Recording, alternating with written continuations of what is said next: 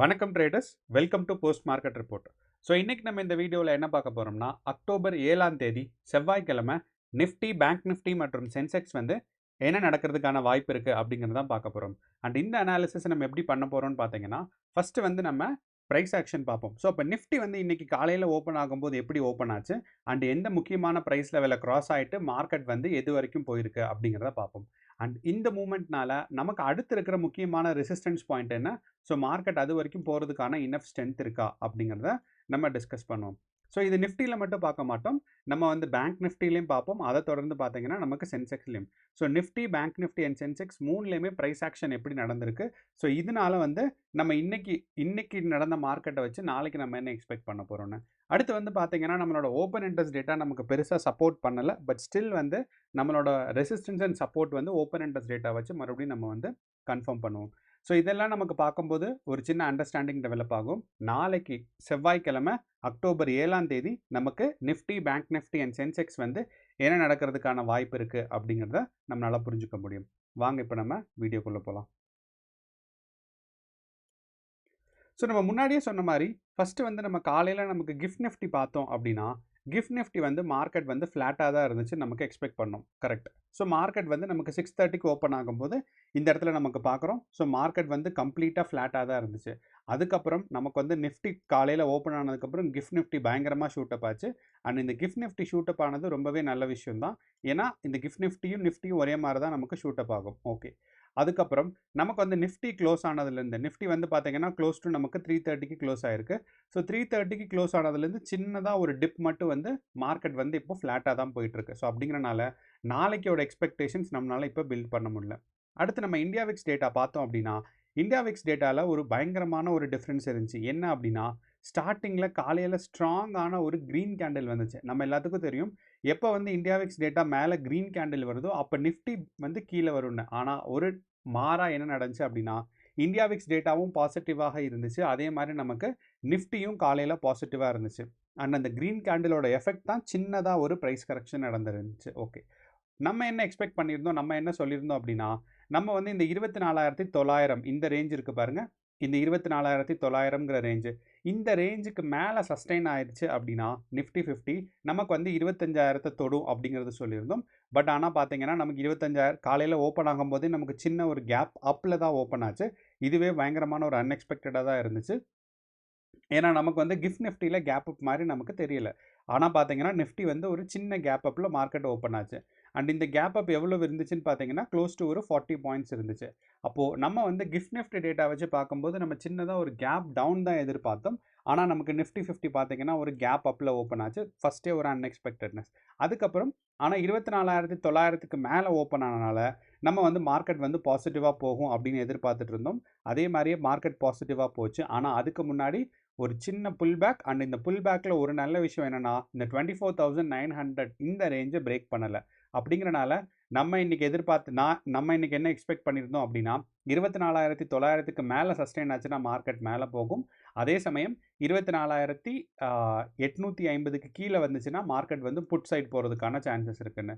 So இப்போ 24,900க்கு மேலே sustain ஆச்சு, மார்க்கெட் வந்து மேலே புஷ் ஆகிருக்கு. அண்ட் மேலே புஷ் ஆகிட்டு ஆல்மோஸ்ட் க்ளோஸ் டு 25,100 வரைக்கும் மார்க்கெட் வந்து ரீச் ஆயிருந்துச்சுன்னு சொல்லலாம். ஓகே. அப்போது இன்றைக்கி வந்து மார்க்கெட் வந்து 25,000 முக்கியமான ஒரு ரெசிஸ்டன்ஸ் லெவலில் மேலே கிராஸ் ஆயிடுச்சு. ஸோ அப்படிங்கிறனால இந்த ரெசிஸ்டன்ஸ் லெவல்ஸ் வந்து இனிமேல் வந்து ஒரு சப்போர்ட்டாக வேலை செய்யும். அப்போது நிஃப்டி 50யை பொறுத்தளவு நாளைக்கு நமக்கு எந்த ரேஞ்ச் வரைக்கும் புஷ் ஆகும் அப்படின்னு எக்ஸ்பெக்ட் பண்ணோம் அப்படின்னா, மார்க்கெட் வந்து பாசிட்டிவாக இருந்துச்சுன்னா 25,300 வரைக்கும் நமக்கு புஷ் ஆகிறதுக்கான வாய்ப்புகள் ரொம்பவே அதிகமாக இருக்குது. அண்ட் மார்க்கெட் வந்து இதே பாசிட்டிவ் மூமெண்ட்ஸை கண்டினியூ பண்ணுச்சுன்னா மார்க்கெட் வந்து 25,300 வரைக்கும் ரீச் ஆகும். அண்ட் எப்படி இந்த 25,300ங்கிற ப்ரைஸ் ரீச் ஆன அப்படின்னா, நம்ம வந்து டே அண்ட் வீக்லி கேண்டில் பார்க்கணும். அப்போ டே கேண்டில் பார்க்கும்போது நமக்கு முக்கியமாக தெரிகிறது என்ன அப்படின்னு பார்த்தீங்கன்னா, இன்ட்ராடேயில் நமக்கு வந்து இது வந்து இன்னையோட கேண்டில். அப்போ இன்னையோட கேண்டிலில் மார்க்கெட் வந்து 25,000 கிராஸ் ஆயிடுச்சு. ஓகே. ஆனால் அதுக்கடுத்து பார்த்தீங்கன்னா நமக்கு வந்து டேல பக்கத்தில் ரெசிஸ்டன்ஸ் இருக்குது. ஸோ நம்ம என்ன பண்ணுறோன்னா, நம்ம வந்து வீக்லி கேண்டில்ஸ் பார்க்குறோம். அப்போ இந்த வீக்லி கேண்டில்ஸ் பார்க்கும்போது நமக்கு பக்கத்தில், ஏன்னா இது வந்து இன்சைட் கேண்டிலாக தான் ஃபார்ம் ஆகிட்டு இருக்குல்ல நமக்கு. ஏன்னா நமக்கு வந்து வெள்ளிக்கிழமை நடந்ததும் போன வாரம், அதாவது 2 வாரத்துக்கு முன்னாடி இருந்த ரெட் கேண்டிலுக்கு கம்பேர் பண்ணும்போது நமக்கு வந்து ஃபஸ்ட்டு வாரம், அதாவது செப்டம்பர் 29ஆம் தேதியிலேருந்து அக்டோபர் 3ஆம் தேதி வரைக்கும் இருந்த வாரம் பார்த்தீங்கன்னா இன்சைட் கேண்டில், இப்பயும் இன்சைட் கேண்டில். அப்போ இந்த இன்சைட் கேண்டிலை பிரேக் பண்ணுற மொமெண்டம் இருக்குது அப்படின்னா நமக்கு மினிமம் எந்த லெவல் போகும் அப்படின்னா ஃபஸ்ட்டு வந்து 25,233 இந்த பாடியோட ஹைட்டு. அப்படி இல்லைன்னா இந்த கேண்டிலோட டாப்புன்னு சொல்லலாம். அப்படி இந்த கேண்டிலோட டாப்புன்னு பார்த்தீங்கன்னா தான் நமக்கு வந்து 25,320 இருக்குது. ஸோ அதனால தான் நம்ம என்ன எதிர்பார்க்குறோன்னா மார்க்கெட்டுக்கு அடுத்த ரெசிஸ்டன்ஸ் வந்து இந்த 25,300 அப்படிங்கிறத நம்ம இந்த வீக்லி கேண்டில்ஸ் அனலைஸ் பண்ணி நம்ம சொல்கிறோம். ஸோ அப்போது நமக்கு வந்து இந்த ரெசிஸ்டன்ஸ் நமக்கு என்ன எக்ஸ்பெக்ட் பண்ணுறோன்னா 25,000லேருந்து அடுத்து மார்க்கெட் மேலே போகிறது எங்கே அப்படின்னு பார்த்தீங்கன்னா 25,320 இல்லைனா 25,320ன்னு சொல்லலாம். நான் 330ன்னு வைக்கிறேன். ஏன்னா இந்த இடத்துல நம்ம வந்து மார்க்கெட் அந்த ரேஞ்ச் தான் போட்டிருக்கோம். ஸோ அப்படிங்கிறனால 25,330 வரைக்கும் மார்க்கெட் வந்து பாசிட்டிவாக புஷ் ஆகிறதுக்கான சான்சஸ் இருக்குது. ஓகே, இது வந்து மார்க்கெட்டோட கரண்ட் ட்ரெண்டு மார்க்கெட் பாசிட்டிவாக இருக்கும் அப்படின்னு நம்ம எக்ஸ்பெக்ட் பண்ணி வைக்கிறோம். அதே மாதிரி 25,000 இன்கேஸ் நமக்கு நிஃப்டி 25,000 கீழே பிரேக் அவுட் பண்ணிருச்சு. ஏன்னா நமக்கு வந்து மார்க்கெட்டில் 3 தான் பாசிபிலிட்டிஸ் எப்பயுமே. ஒன்று வந்து பார்த்தீங்கன்னா இந்த 25,000லேயே பக்கத்தில் மார்க்கெட் இருக்க போகுது, இந்த இடத்துல கன்சாலிடேட் ஆக போகுது, இது ஃபஸ்ட்டு. அப்படின்னா 25,000 தான் நமக்கு முக்கியமான சப்போர்ட்டாக இருக்க போகுது. ஓகே, இன்கேஸ் நமக்கு மார்க்கெட் மேலே போச்சுன்னா சப்போர்ட் 25,000ம் ரெசிஸ்டன்ஸ் வந்து பார்த்தீங்கன்னா 25,330 தான் நமக்கு வந்து ரெசிஸ்டன்ஸாக நம்ம எக்ஸ்பெக்ட் பண்ணுறோம்.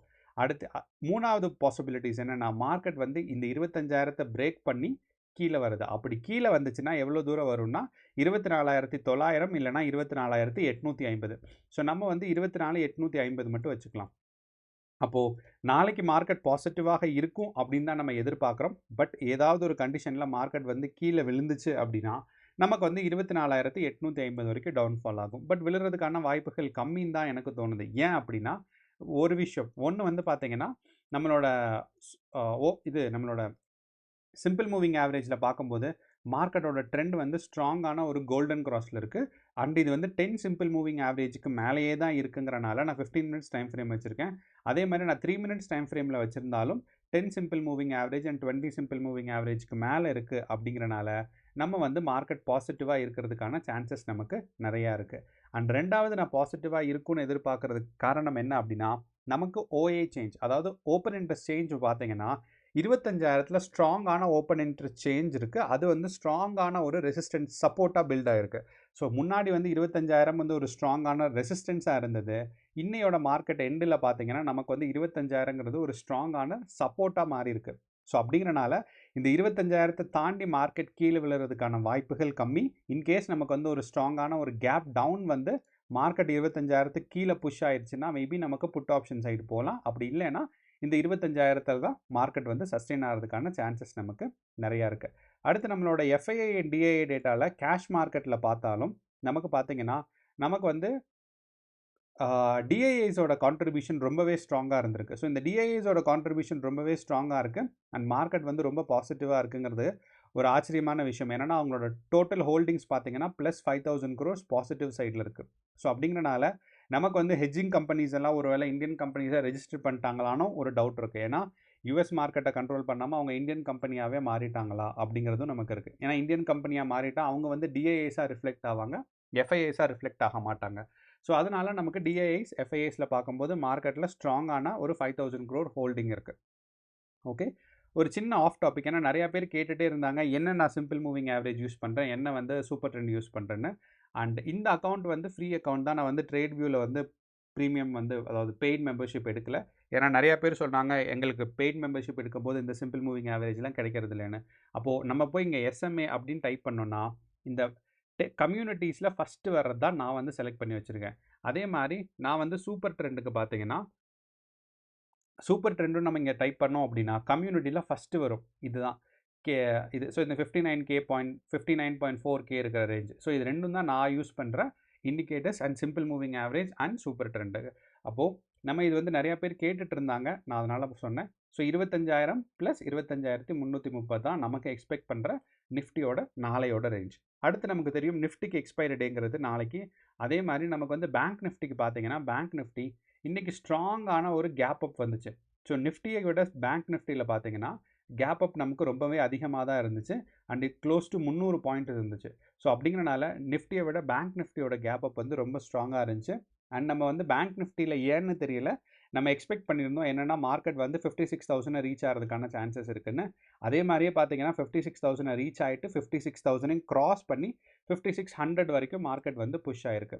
அப்போது பேங்க் நிஃப்டியில் 5600 வரைக்கும் புஷ் ஆயிருக்கு அப்படின்னு பார்த்தீங்கன்னா நமக்கு அடுத்த ரெசிஸ்டன்ஸ் லெவல்ஸ் எங்கே இருக்கும் அப்படின்னா மார்க்கெட்டில் வந்து அடுத்த ரெசிஸ்டன்ஸ் லெவல்ஸ்னு போகும்போது நம்ம வீக்லி ஹை லோ வச்சு நமக்கு பார்த்தோம் அப்படின்னா மார்க்கெட் வந்து அடுத்து பார்த்தீங்கன்னா க்ளோஸ் டு, ஸோ இந்த ரேஞ்சு நமக்கு பிரேக் அவுட் ஆகிட்டனால நமக்கு வந்து 56,216 அப்படி இல்லைன்னா 56,700 வரைக்கும் நமக்கு வந்து இந்த எண்ட் ஆஃப் தி வீக்கில் போகிறதுக்கான சான்சஸ் நமக்கு பேங்க் நிஃப்டியில் நிறையா இருக்குது. ஸோ அப்போ ஃபஸ்ட்டு டார்கெட் நமக்கு பார்த்தோம்னா பேங்க் நிஃப்டி இங்கேருந்து நமக்கு பாசிட்டிவாக போகிறதுக்கு நிறையா சான்சஸ் இருக்குது. எவ்வளோ தூரம் போகும்னா மினிமம் வந்து நமக்கு வந்து 56,200 இல்லைனா 300 வரைக்கும் பேங்க் நிஃப்டி போகிறதுக்கான வாய்ப்புகள் நமக்கு அதிகமாக இருக்குது. அண்ட் பேங்க் நிஃப்டியில் நம்ம முன்னாடியே நிஃப்டிக்கு சொன்ன மாதிரி 56,000ங்கிறது நமக்கு ஸ்ட்ராங்கான ஒரு ரெசிஸ்டன்ஸ் ஜோனாக இப்போ மாறிடுச்சு. ஸோ அப்படிங்கிறனால மார்க்கெட் 56,000 கிராஸ் ஆகிறதுக்கான வாய்ப்புகள் கம்மி. இன்கேஸ் 56,000 கிராஸ் ஆச்சு அப்படின்னா மார்க்கெட் வந்து 55,500 வரைக்கும் அழகாக மார்க்கெட் வந்து டவுன் சைட் புஷ் ஆகும். ஆனால் 56,000 கிராஸ் ஆகிறதுக்கான வாய்ப்புகள் கம்மியாக தான் இருக்கிற மாதிரி தெரியுது. அப்போ பேங்க் நிஃப்டியில் நம்ம அடுத்த எக்ஸ்பெக்டேஷன்ஸ் எவ்வளோ பார்க்குறோம் அப்படின்னா 56,700 வரைக்கும் மார்க்கெட் வந்து புஷ் ஆகிறதுக்கான சான்சஸ் இருக்குது. இந்த ரேஞ்ச் வரைக்கும் மார்க்கெட் வந்து புஷ் ஆகும். 56,700 வரைக்கும் புஷ் ஆகும்.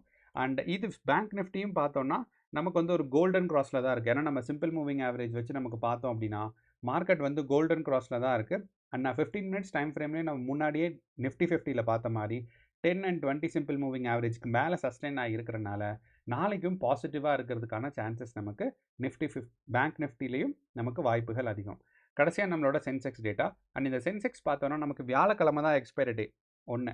ரெண்டாவது நமக்கு சென்செக்ஸில் வந்து இன்றைக்கி வந்து கேப் அப் வரல. ஸோ இது வந்து ரொம்பவே ஆச்சரியமான விஷயம்.